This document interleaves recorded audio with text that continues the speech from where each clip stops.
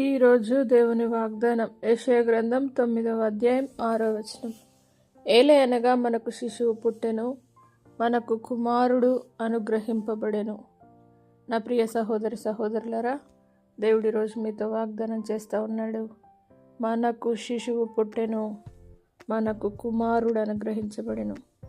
దేవుని వాగ్దాన ప్రకారంగా ఆయన కుమారునిగా ఈ లోకానికి వచ్చాడు. మనందరి పాపములను కడుగుట కొరకే, మనందరి కొరకు ఆయన ఈ లోకానికి వచ్చాడు. కాబట్టి ప్రతి ఒక్కరము ఆయనను గ్రహించి ఆయన యందు విశ్వాసం ఉంచి మన కొరకు అనుగ్రహింపబడిన ఆ దేవుని యందు విశ్వాసం ఉంచుదుముగాక. ప్రార్థన.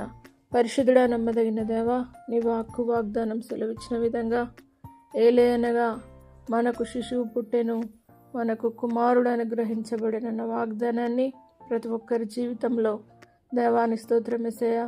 దేవా, మీరు జన్మించుమని ప్రార్థిస్తున్నాం.